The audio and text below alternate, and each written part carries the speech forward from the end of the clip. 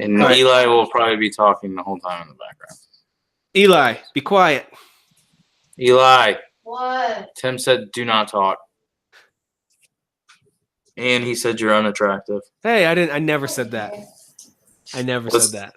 What's that, Eli? You don't look as good as your dad? Yeah, know your place, bro. He's totally blocking you out right now. He's like, he goes into ignore dad mode. Yeah. I love it. Oh, because this is all I do to him. This isn't just because you and I are on here. I will be like, Eli, you're a nerd. Tell your friends you're a nerd. He's not even acknowledging your existence at the moment. This is fantastic. He's literally right there. I know he heard you. Back up, Eli, from the screen. You're too close. And you're a nerd. Tell your friends you're a nerd. You don't even have friends. Oh, man. Guys, what we're witnessing here is father bullying his son live on episode 145 of Fathers of the Grind. Yeah, and he cares oh so much. That's what Fathers of the Grind really is about. You know, it's not only talking about video games, of course, our primary discussion, but also best practices on bullying your children, you know? I think it's important to bully your children. I know we live in a society that is anti-bullying, and I get it.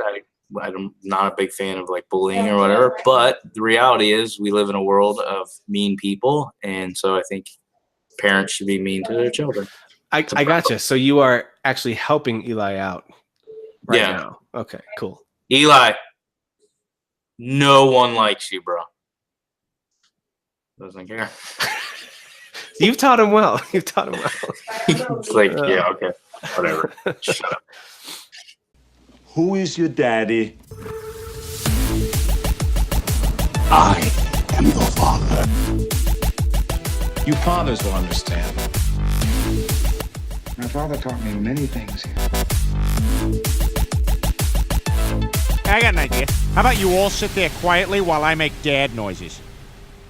All right, well, we are here with episode 145 of Fathers of the Grind. My name is Tim. I'm here with Derek, who you just got to hear bullying his son, Eli. And he's got, is that Emily? I need a favor from you. What's up? Croissant. Okay, can you get your lower half out of my camera? Like bend down or something. All right, look in the camera. What do you need? Can you? They have no views. That's true. Eli just said that it doesn't matter. We don't get any views. Okay, I need you to go into Grandpa's room and get the iPhone. How you do? Okay. Right now. Like in the middle of me recording? Yeah, I'll take over. Don't worry. Right. What skin are you? I'll be right back. All right. See ya. Don't worry. Good luck. Hello, ladies. Oh, there's not a lot of ladies who listen to this. I'll be honest. What was that? I can't hear you. There's not a lot of ladies. It's not playing through the headphones. Okay, so it's just hello, lady. There's only one lady who listens to this show. Oh, is that you? Well, I don't know why you have to be mean right out of the gate. Because I'm a mean person. Oh, all right. Well, listeners, not only do we have Derek's daughter on here, but boy, she is channeling her best Derek possible at the moment. Yeah. So what's your favorite video game of the year, Emily? Oh God, that's why you can't. My favorite video game? Yeah. Sims. The Sims. All right. Sims is the best video game ever. Okay. She's good at this. Tell them bye. I am. Now you like croissants. Croissant is disgusting. I hate croissants. That was a great conversation. She's really good at this, man. You should just give up the microphone and hand it over, I think. I can only imagine if you actually put what she did on our show. I might have to. It was really interesting. Because she didn't bat an eye at insulting me right out of the gate. What did she say? It was really funny. Oh, man. She said, hello, ladies. And I said, actually, there's only one lady who listens to this show. And she goes, is it you? That's pretty good. I got to be honest. Yeah. She likes to rip on Sasan all the time. I don't know if you saw the video where like I was talking to Eli about Sasan, and she's Listen, like, spoiler alert, I have stopped watching videos between you and Sasan. I feel like that's rude. I've given up on that. I feel like our videos are very entertaining. I bet.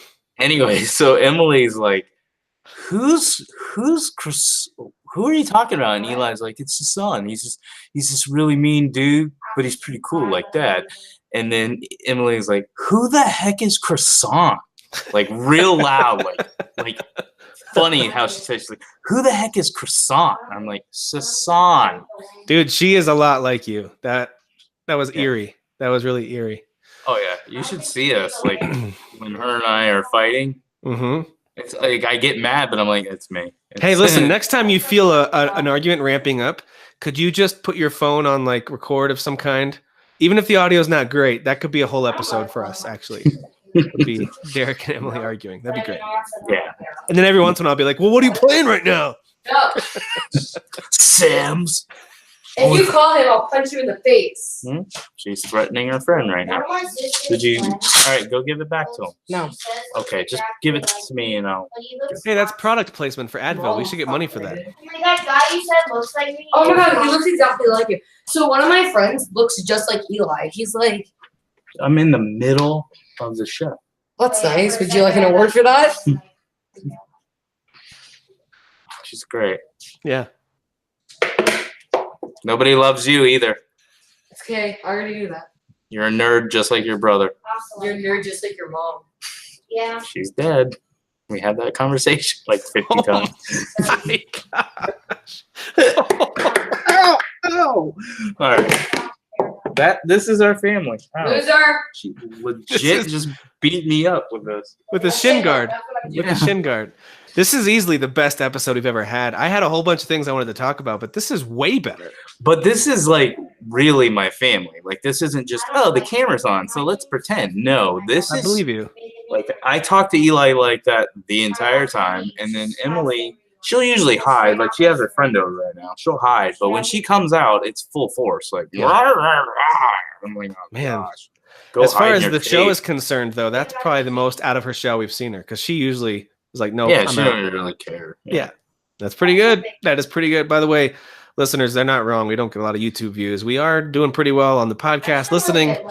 But yeah, YouTube, we don't get a lot of views. If you're listening to this and want to check us out, or at least throw us a subscribe on YouTube, that would be awesome. It's always good to grow the audience over there, because we don't usually get more than maybe a dozen or so views on there. Not a lot of views on YouTube. So people don't want to see us, I guess.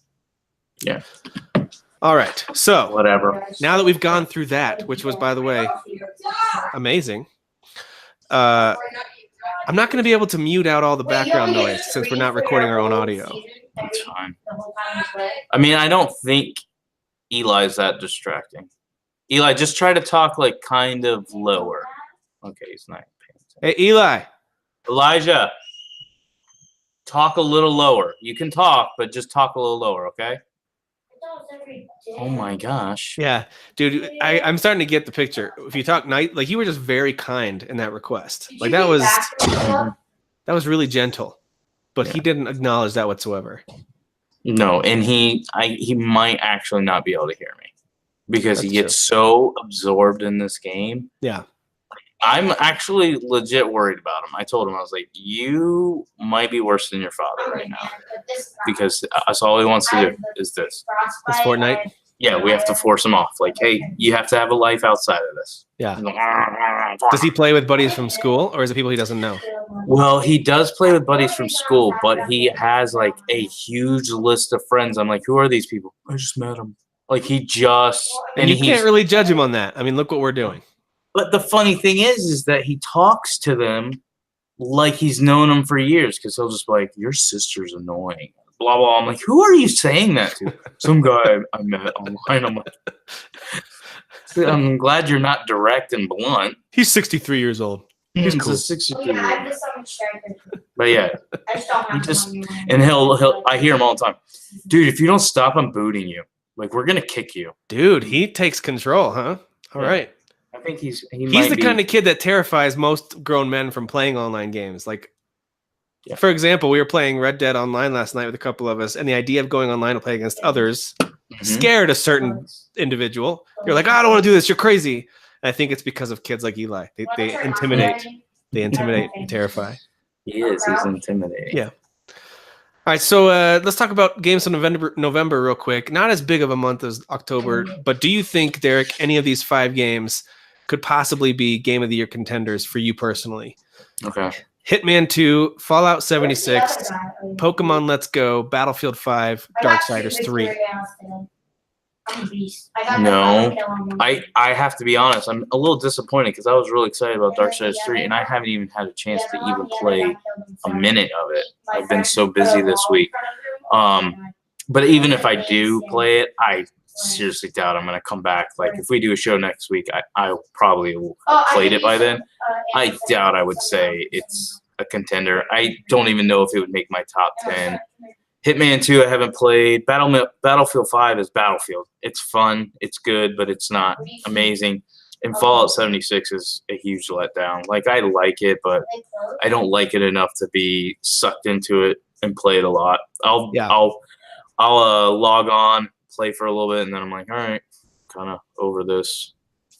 I'm done. So for me, I'm not sure about Hitman 2. I'll talk about that in a bit because I did finish that game, so I'll talk about that. But I do like it a lot. I'm just not sure if it's going to be in the top 10 or not. That's got a 82 to 84 range Metacritic, so it's got good reviews. Fallout 76, of course, is in the 49 to 54 range. We talked about that last week. Pokemon Let's Go is at 81. Not that means everything, by the way. It's just for some context. I like it. Pokemon Let's Go will be on my list of favorite like family games or whatever, just plain fun type stuff, but certainly not my top 10. And I have not played Battlefield 5 or Darksiders 3. Battlefield 5 has a Metacritic ranging from 73 to 81, which is kind of broad. I think 81 is the PC version. 73, I think, is PS4.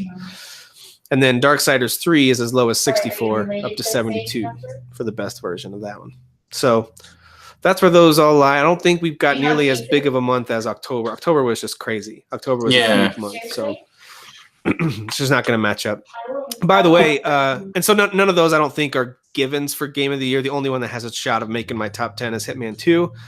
And I'll be at least mentioning it when it's time to talk Game of the Year stuff. I'll at least mention it as one that I like from this year. So we'll talk about that in a bit. If you can't tell, I've got a bit of a cold. It's been a bad week health-wise for me.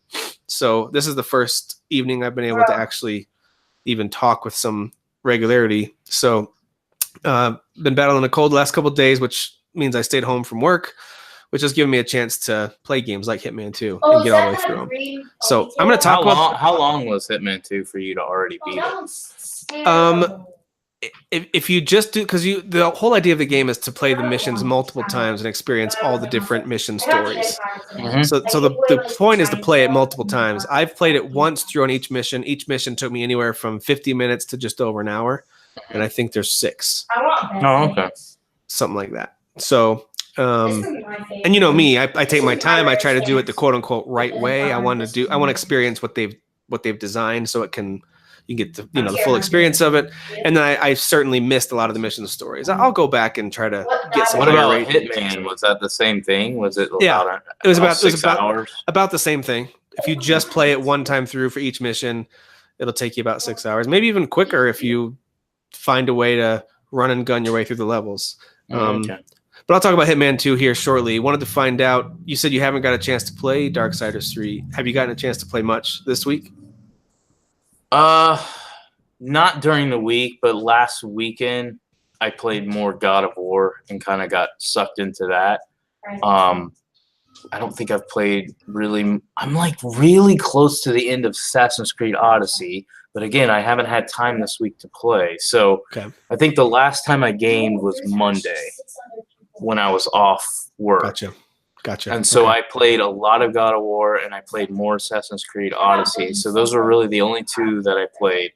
I am definitely loving God of War more. So this is proof to me, not that I didn't believe this was something that happens already, but this is proof to me that if you're going through something difficult personally that's impacting like your enjoyment of life, it impacts your opinions on games. And that's why one of the things that you said a while back when we were talking about reviewers and stuff is you'll see sometimes reviewers nitpick a game and you'll be like, why did you nitpick this game to death? They're give it probably such a dealing low with something. score. Yeah. And it was just that's what they're like. That's Yeah. their perspective at that time. They're an Yep. ass at that time. But if they're happier, they might not nitpick everything to death. Right. So it just depends on the person. Like, and for me, I was going through a time where getting through God of War was just a pain in the butt. Like, it wasn't that fun. And I eventually, I think 2 months after it came out, got kind of in a rhythm, and I was like, okay, I'm kind of enjoying it a little more, and I beat it. But I was more playing it just to beat it and say, I finished it. No, that's too bad. Yeah, that's not fun. But now I'm going back, and I'm really enjoying in the new game plus. I'm actually trying to solve all the puzzles. I'm trying to unlock all like the best gear. Like doing some of the side stuff to get good gear. So that's like, kind of fun. Yeah. There's now that I'm also. in New Game Did you get Plus, to the there's, like, area yet? Did you get to the area yet where it really is just a challenge area? It's one of the realms. Did you do that one where you have a limited amount of time? I think it's because there's poison or something. You can't breathe very well. Yeah. And you go in there and you fight as much as you can. You earn these. I forget what it's called, but you earn these souls or something, and then you can go unlock chests. Have you done that part yet?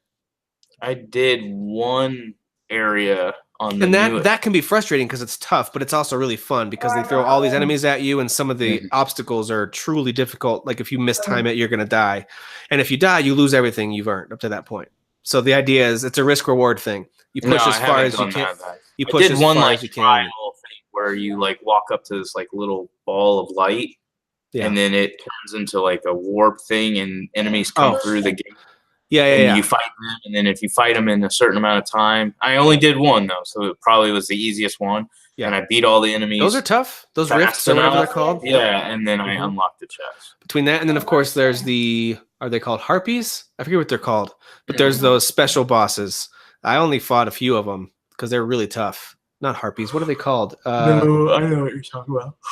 The angel wing Valkyries. Valkyries. Thank you. Yeah.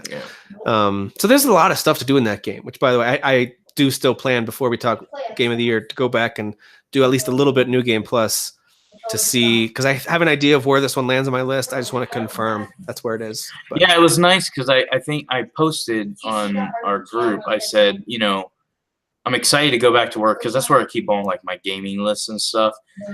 Go back to work because after my vacation, I had beaten those 2 games, and I started playing God of War a little bit more. I was really far in Assassin's Creed Odyssey, and so I was excited not only to update my completed list, but also to like start looking at top 10 lists and going, okay, now I actually have a full opinion on a lot of games that I wanted to have an opinion on.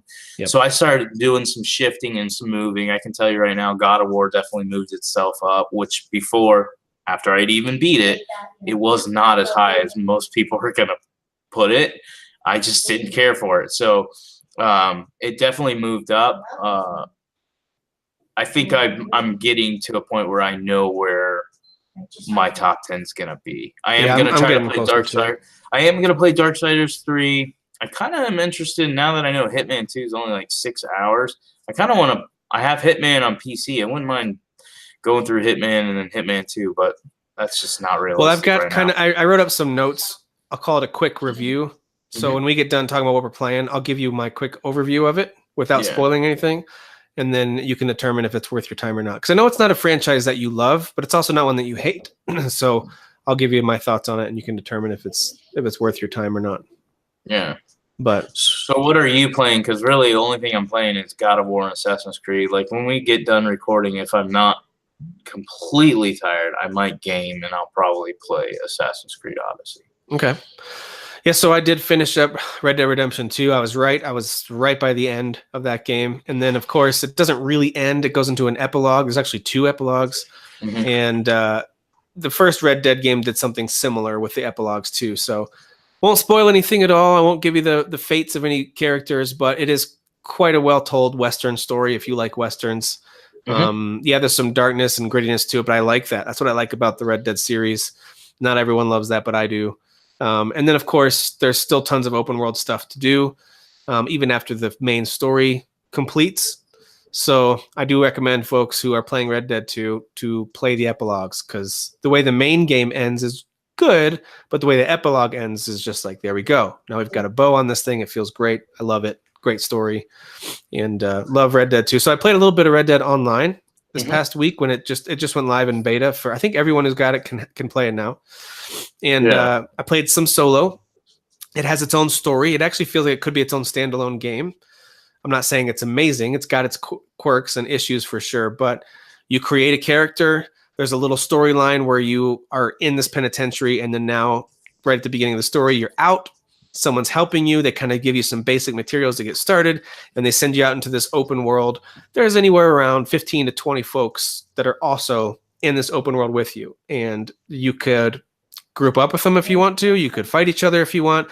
I believe you can set yourself to passive as well. That way you don't have to fight anybody else. And you don't lose a lot if they kill you, by the way. So even if you get cheap shotted, which I did a couple times by other players, I didn't really lose much. I just had to respawn. So it wasn't a big deal. So Red Dead Online is fun. It takes some of the fun elements of the main storyline game and gives you a chance to play with friends. I played a little bit with Damien and Nate from our group last night, actually, and we had a good time. It's a little bit of a struggle to get used to how do we group up, how do we run missions together, but once we got there, we had some fun. It was goofy. We were jumping on each other's horses and all that goofy stuff. You know, we couldn't figure out how to posse up or to group up at first. So, of course, Nate killed Damien first chance he got. It's fine. That's the way it goes. So it was fun. We had a good time doing some online stuff. You can do all the hunting that you want. You can make money. You can buy stuff. You can upgrade your horse and your equipment and all that kind of stuff. It's just everything's much more expensive because now it's in an online environment. Whereas with single player, you can buy really great stuff for pretty cheap, and you can really max out and become this master.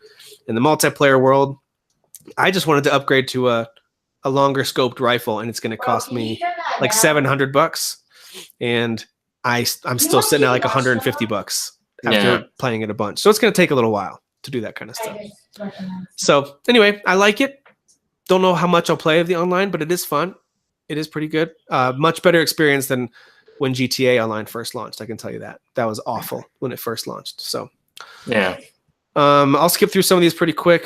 Playing some more Pokemon Let's Go. Kids are still enjoying that. I played a little Forza Horizon 4 actually. While I was sick, I just decided to fire it up and run a few races. That game is just gorgeous, man. It's just so pretty. So Forza Horizon 4, you know I'm not a car guy, but that's just a fun game to drive around in. It's really cool. Yeah. So, I like that one. And my kids actually, I think they just turned it off right now to head to bed, but my kids have been playing a lot of Super Lucky's Tale. They were looking through my games on the Xbox, and they pointed to a couple they wanted to try, and that was one of them. And they're hooked on it. They just beat the third boss tonight. They're cruising their way through. They're collecting these 4-leaf clovers and coins, and they're upgrading outfits for Lucky and all this stuff. It's a cute little cartoon game. Kind of reminds me of Ratchet and Clank style animation a little bit. Not quite as pretty.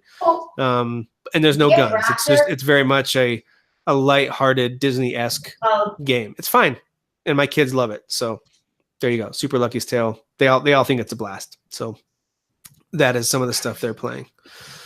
Yeah, that's what we're playing these days. And unless you've got something else you want to chime in on, I'm just going to give you my breakdown of Hitman 2. And if you have any questions, you ask me about them. But now that I've played it through, and I will go back and play a little bit, I just wanted to give you an overview of what I thought of the game. So let me, before you start talking about Hitman 2. Yeah. In Hitman, and I know we talked about this, but I forgot. There's you have your missions that you're doing, but there's an overarching story, right? Yes. Is it good? It's decent. It's worth experiencing. Is there a twist? Anything that you don't see coming? There is a twist at the end of the story, which is a little bit of a cliffhanger. I don't know that it's necessarily something that I would say, and I'll tell you why. It's the way they tell the story. So what I would say about the story is that it's pretty good. If you're a fan of the Hitman games, especially, there's always some cool intrigue behind the scenes with you and Diana, and so it basically continues the story of Agent 47 and Diana. They're wrapped up in the struggle that includes the Shadow Client, which was from the first Hitman game. You had the Shadow Client. And then there's this new mysterious organization that now has a name called Providence. And so there are some moments you're like, oh, that's an interesting thing from Agent 47's past. You actually get some stuff from Diana's past, which is a little bit interesting there too. And yes, there is a bit of a twist at the end. I don't want to oversell it though. It's not a huge twist. It's more of a reveal of like, oh, I didn't know that's okay. That'll be interesting to see how that plays out.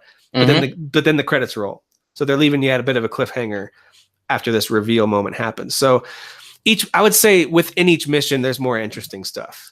Okay, So- and then Hitman 2 continues that. Okay. I was just describing Hitman 2. My bad. And I and, thought and, you were and talking Hitman about in Hitman 1, it's more straightforward with the shadow client who's having you take out these people. And Okay. I won't give you his name because his name is revealed. But yes, that does actually continue into Hitman 2 because it's the same character, and you discover there's a history there with this shadow client and 47. I think the lore is interesting. I'm just disappointed with the way they tell the story, and that is with still images for the cutscenes. It's kind of like a Ken Burns effect where it'll be a still image Mm-hmm. and it'll just kind of pan across the image and you hear them talking, and then it'll shift to they pull a gun on somebody and then it shows them a still image of him holding the gun. So it's almost like a comic book narration style of storytelling. And I don't love that. I kind of wanted full motion video because this is a game with, for the most part, high production value. Mm-hmm. And I wanted full video for the cutscenes. I wanted to see expressions. I want to see movement. I want to see them talking. And so just to have it be still images and then their voices, which it's not poorly voice acted. It's fine. The acting is fine. It's just I'm not a big fan of the comic book style of storytelling like that, personally. So that took away from it a bit, I think. The more I've watched stuff like, Uncharted and God of War, and the more we're playing these types of games, the more I want, tell me a movie type story in these Hitman games. I don't know why they don't do that. But anyway, I would say the story is pretty good. It's going to be better if you already like Hitman style stories, if that makes any sense at all. If you've liked the narratives in other Hitman games, then this is pretty good. It's pretty good. Not great. I liked, and I didn't beat it, but I had played like a good amount of missions in Hitman Absolution, and I liked the way they were doing that story. Yeah. Well, I thought that was good. Absolution was really good. I like that. I think that was a better story than this. But Okay. All right. So as far as the visuals go, I'd call it hit or miss. I mean, you played a little bit of Hitman 1. I don't think we would have considered that in the running for best visuals last year either, would we? I mean, No. not ugly, but not amazing. It feels kind of like it's not really AAA standards. That's not totally wrong. And I felt that way when I played this one too. I felt like the character models look completely unchanged from the 2016 game, which they weren't bad, but nothing feels newer or improved. They didn't, like I said, the faces, you don't zoom in on the faces and see expressions while they talk because it's just still images. Yeah. So environments can look pretty sharp, but also bland at times. It depends on which level. So there's a level, the Miami race level is very colorful and vibrant and kind of neat, but then when you look up close to stuff, it starts to look bland. There's a level that's in this jungle village, and certain scenes look cool, and then other scenes look really bad, like a PS3 game or PS2 game even at times. So some of the environments are way up and some of them are way down. The final level has, I think, great visuals. And so I'm like, why didn't they apply this level of detail to the other levels? So it's very hit or miss with the visuals in terms of the environments. But now that I've played, I mean, think of the games we played this year, like God of War, Detroit, Spider-Man, Forza Horizon 4, Assassin's Creed Odyssey, Red Dead Redemption 2. These games I would consider to be like powerhouse visual games. They all have really incredible visuals. Ooh, the skin you're wearing now. So these games all have incredible visuals, and so Hitman 2 looks notably lesser in the visuals department compared to those, if that makes sense. Yeah. So if you would have told me this was the same game from 2016 visually, I would believe you. So Okay. Here's the part where I think I'm not sure I can recommend this game to you, Derek, or others who don't love the Hitman style games wholeheartedly. That's with the gameplay. So there are still these story missions that you can follow to pull off these really, what I think are pretty satisfying assassinations. I don't want to give anything away because it's kind of cool when you figure out how you're going to kill the person, but just know that they'll have you use the environment or the story or a meeting they're about to have in very creative ways to take them out. But you have to follow these little story clues, these hints around the map to uncover those. But I do like that. You can piece it together on your own. You could just watch for when they walk under a chandelier and shoot the chandelier and have a shootout with the guys as you escape, because it crushes. You could do that, but that's not as satisfying as the stuff they've set up. It's pretty cool. One example I'll give you, so this is a minor spoiler for one of the assassination options in one map, is you steal the disguise, you knock out a tattoo artist you discover is coming in to tattoo one of your targets. You steal his disguise, you get into the mansion, and you begin the tattoo. And of course, you keep messing up until the guy makes everyone leave so you can focus, and then you just tattoo him right through the ear. So, yeah. And so that kills him. Things like that. So some of that stuff's pretty satisfying. Here's the problem, though. When it breaks out into a firefight, and you have to play, and there's lots of guns. There's tons of guns you can unlock. I don't find the gunplay to be fun at all. And I never really have. I think Absolution was the only exception where I thought the gunplay was actually kind of fun. Yeah. I feel like they made the shooting sort of fun in Absolution. The rest of these games aren't really designed for that. You can do it, but it's just not fun. I would put this in that not as fun category in terms of the gunplay. So I had a machine gun, a silenced pistol. I've even had a grenade launcher. You can use them. I just don't think it's that fun to run around shooting enemies in this game. So that's why I'm not sure I can recommend it to you. Yeah. That way, if you just go, you know what, screw this. I'm just going to run in, blow everybody up, including my target, and get out of here. I don't care about my rating. I just want to finish this level. I just don't think that's super fun. So that's just my opinion. But there are some pretty funny disguises. You can be a pink flamingo mascot or this hippie shaman out in the jungle. There's lots of cool disguises, of course, that you can find. So overall, hold on 1 second. Dude, you're broadcasting right now because you're a nerd. It says you. I get alerts on my phone every time this nerd. He's broadcasting like on Twitch or something? He's broadcasting, and here's why he broadcasts. So his friends can watch him and help him kill other people. They can give him like tips. No, you told me, well, I want them to watch so they can tell me, where enemies are and stuff. Dude. He's a nerd. Shameful. That's shameful, is what that is. Shameful. Elijah. What? Tim says you're a nerd. Tell Tim I don't care. He heard you. I don't even have to tell him. Well then, good. I don't care. All right. Good talk, Eli. Good talk. All right. So I'll sum it up by saying, oh, by the way, there are multiplayer and additional content things. This is where the Hitman games win recently, is they add these missions. Like the starting elusive target was Sean Bean. Sean Bean plays this elusive target, and you only get one shot at him. I failed it, so I don't get to try it ever again. So part of that's like, oh, that's dumb. Well, kind of, but it's also kind of cool that they have these elusive targets that they'll add to the game for a set amount of time. You have to go find them. You have all these options to get to them and kill them, but if you fail, you're done. That's your only shot at killing that elusive target that a target has. I think I can see how that could be frustrating, but I think if you actually did it, that's super satisfying. Not only that, but there's plenty of other missions, and you can also play other user-made missions that, and people can rate them. So you can play the highest rated user-created missions or stuff that IO has made and added to it. So there's lots of stuff to do outside of the main campaign. And this is where they've really, I think, shined in the Hitman game, is that they continued to add content to it, and you can create your own. So you can just go into it's almost like a Mario Maker for Hitman games. A little bit. So you can go into any map you want. You can go through it and kill a character in a certain way and essentially tell the game, okay, that is the mission, and I want you to save that. So if you went and you killed someone by stabbing with a screwdriver, in the basement, that's how they have to be killed for other players to complete that mission successfully. Things like that. So yeah, they still have those things. They do have a multiplayer sniper mode, which is okay. But again, I'm not a big fan of the shooting in this series necessarily. It just doesn't quite feel right. It's not bad. It's just not quite right. So overall, I'll give it somewhere in the 7.5, 8 out of 10 range. I think it's really good. I like the Hitman games, so I'll forgive a lot of its flaws, but a lot of those flaws are definitely there. So yeah. And it doesn't push things forward. That brings me to a question. Do you think for a sequel to be good, does it have to push things forward? That's something I've been thinking about.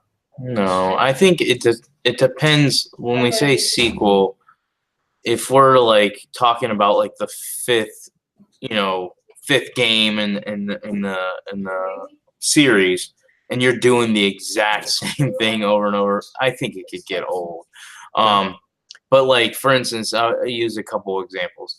I feel like Uncharted 4 was trying to change, nothing major, but they were definitely trying to change the storytelling from the previous 3 Uncharted games, like main Uncharted games, I didn't like it. I didn't like that they went from less action, more, I wouldn't say stealth, but more like adventurous climbing and a lot of like emotional cutscenes and let's go back to your childhood. I've made it very clear that I did not like that, and I found that to be obnoxious.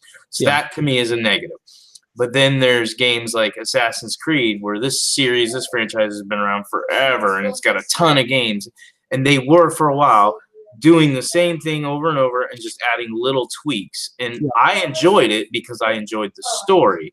Then they kind of destroyed the story, the part that I liked, but they made a significant change in gameplay and how you play the games to now the last two. Syndicate kind of was going in that direction, but the last two have really full-fledged turned into completely different games. Like they feel like the Witcher type games. Yeah, I think the Syndicate is probably the best version of Assassin's Creed 1.0, if you think about it. Right?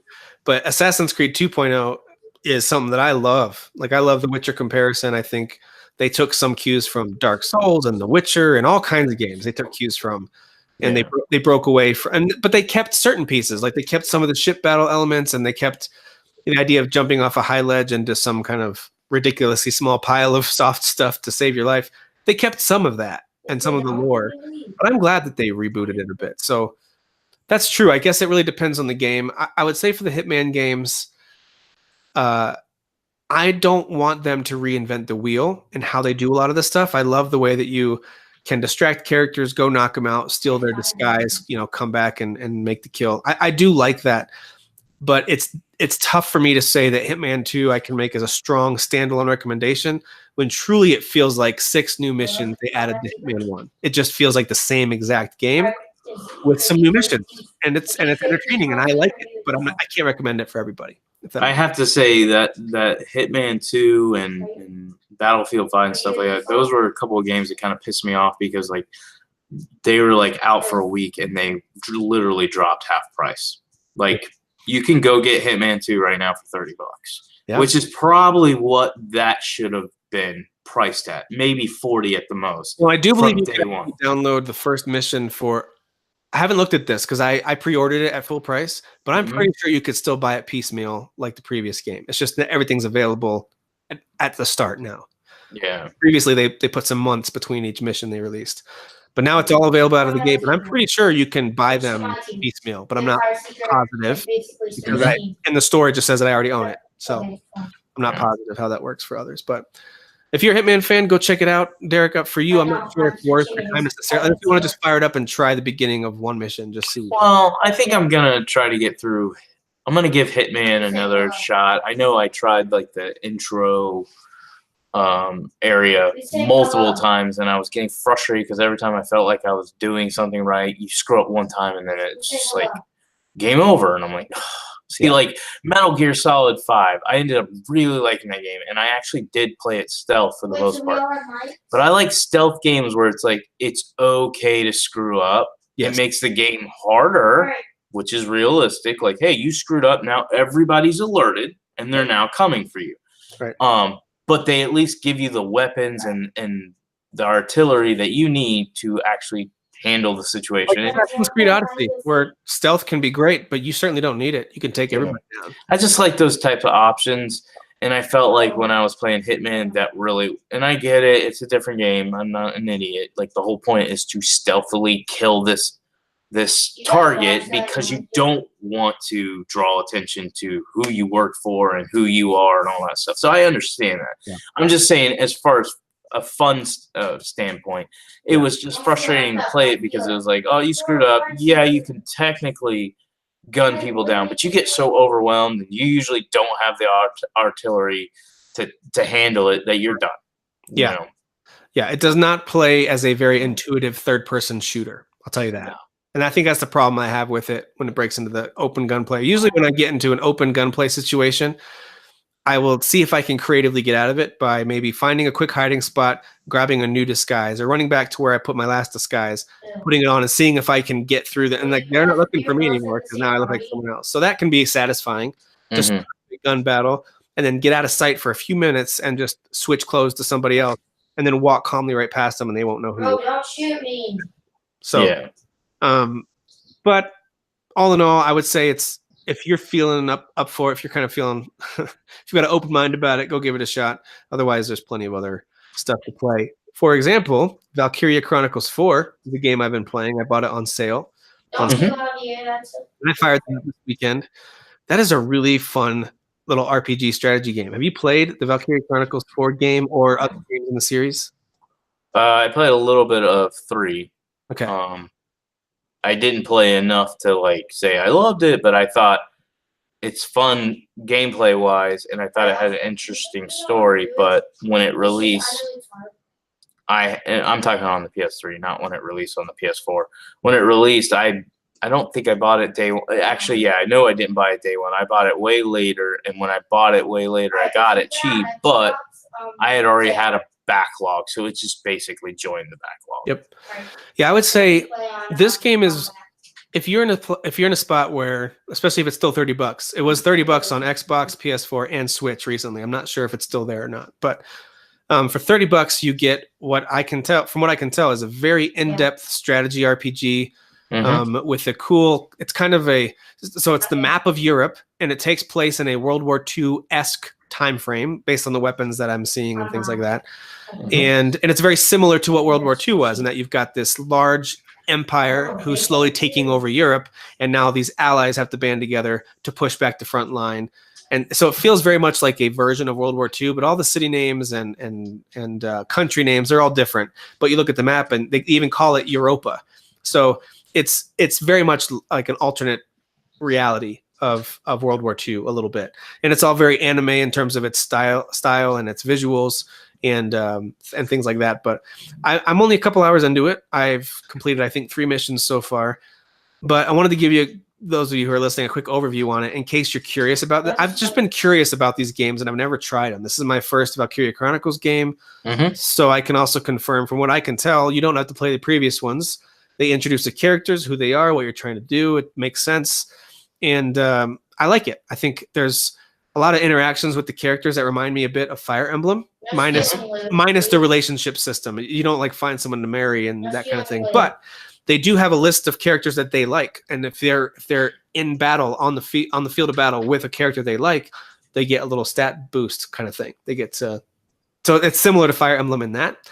But here's the thing: there is a ton of dialogue in this game. The good news is you can skip through a lot of it.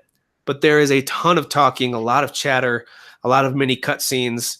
They are mostly animated, which is cool. Yes, I do. But there's just so much talking. Again, think JRPG, right? Tons of talking. Here's the biggest knock on it before I talk about what I like about it. The biggest knock on it are the visuals.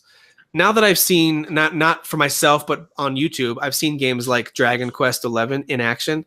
I know how good an anime RPG can look. I mean, it can look so good. These visuals look bad comparatively. It looks very last gen.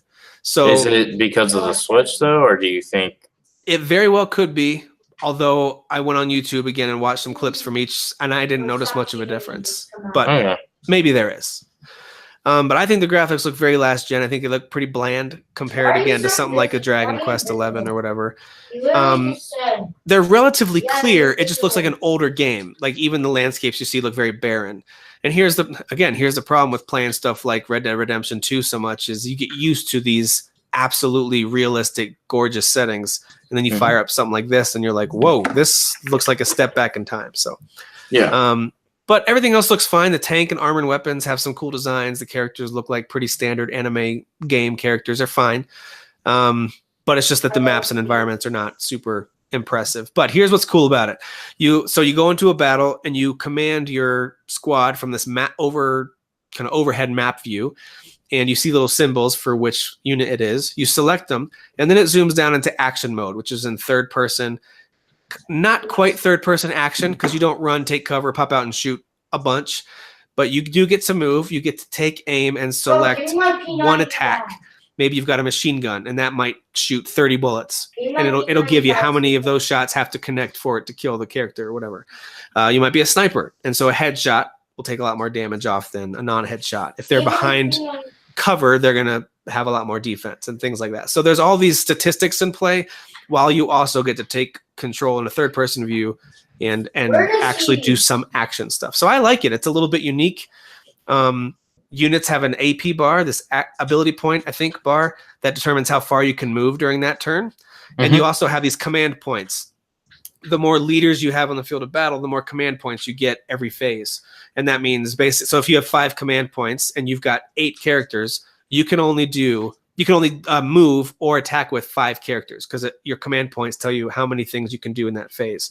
The more leaders you have on the field of battle, or the more you didn't use previous turn, now you've got maybe 8 or 9 command points. So it's a pretty cool strategy approach to this genre. I would say if you like Advance Wars, but you also wanted them to mix up the my P90 back. the way it plays a little bit, I would say give this one a shot. You took my P90.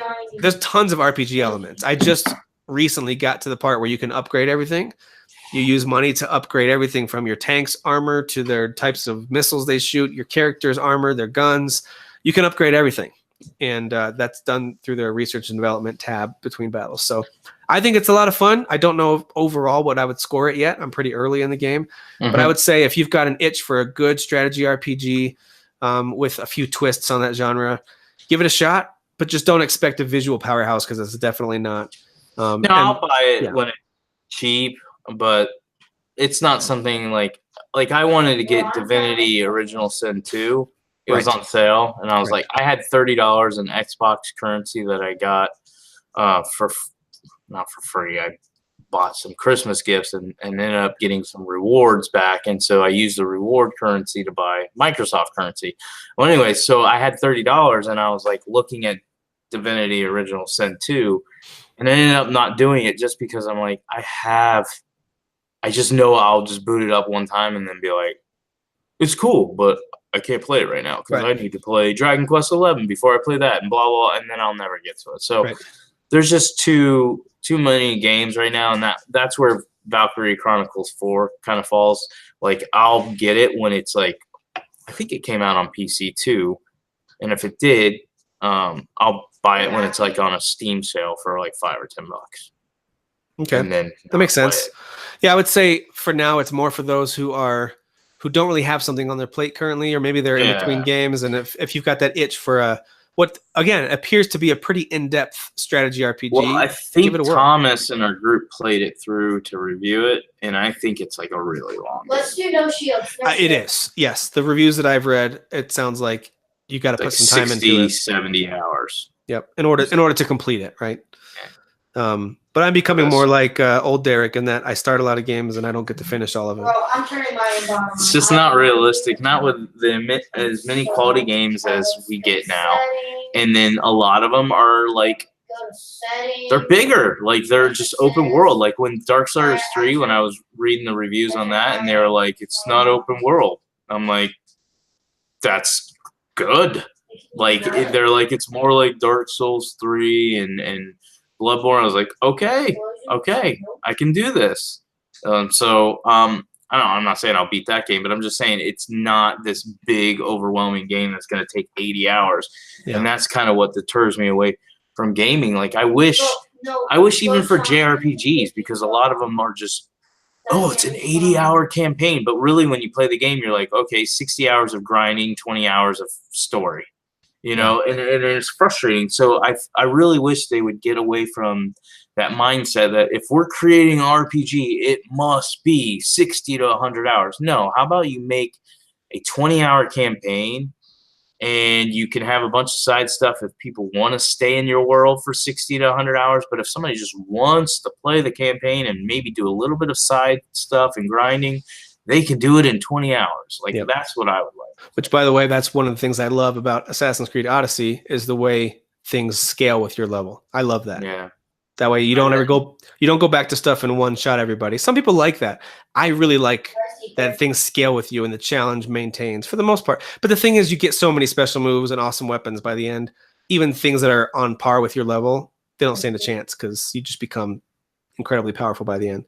But I just brought this up just on my phone just to take a look. It looks like the scores this game got on PC. It is on PC. It has an 83. Okay. On Switch, it's got an 82, and on PS4, 85. Xbox One didn't have enough reviews to give it an average. So it is on all those systems. It looks like it's getting right in the low to mid 80s range, which is really, really solid. That's very, very good, actually. So again, I recommend this game. I don't mean to sound too down on the visuals of it. I think it just has more to do with the fact that now I'm getting spoiled with all these gorgeous games I'm playing in 4K. And then I fired this one up and I thought, yeah, this doesn't look amazing, but I immediately got sucked in and had a lot of fun. And I played it for a couple hours handheld today while watching a bunch of football games. So it's really fun. If you've got a Switch, that's probably the place to get it. Unless you go do some research and discover maybe it looks better on the PS4 or Xbox or PC. Fine. But if you are like me and you like to have an RPG handheld to turn to every once in a while, get it on the Switch. There you go. Sounds good. All right. Well, that does it, I think, for this episode. Is there anything that Eli wants to share with us about Fortnite? Maybe Elijah, we're closing out the show. Is there anything you want to say? You suck. Are you a big fan of our show, though? Are you a fan of our show? No, you suck. Hey, ask him to give everyone a hot tip for Fortnite. Did you give us a hot tip for Fortnite? Would it be like, do not touch my P90?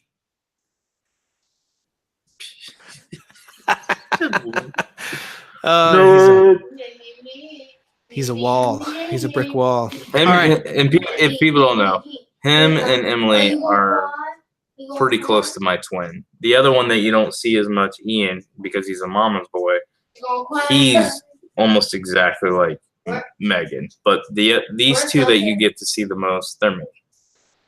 Yeah, for those of you who weren't there when this happened, one of our earliest YouTube episodes, Eli came walking in behind Derek, completely naked. Yeah. While we were recording, and that was special. Yeah, that was interesting. One of the funniest episodes we've had, though. That was 110 something episodes ago, which is crazy. Yeah. We've been doing this for a long time. What is it? We're coming up on 3 years now. Yep. This is episode 145. So, yeah, thank you guys for listening. Be sure to go check us out on YouTube if you haven't yet. We appreciate the support over there. And that does it for this week. Talk to you guys later. Which clock tower? Nerd. He doesn't care. Who is your daddy? I am the father. You fathers will understand. My father taught me many things here. I got an idea. How about you all sit there quietly while I make dad noises?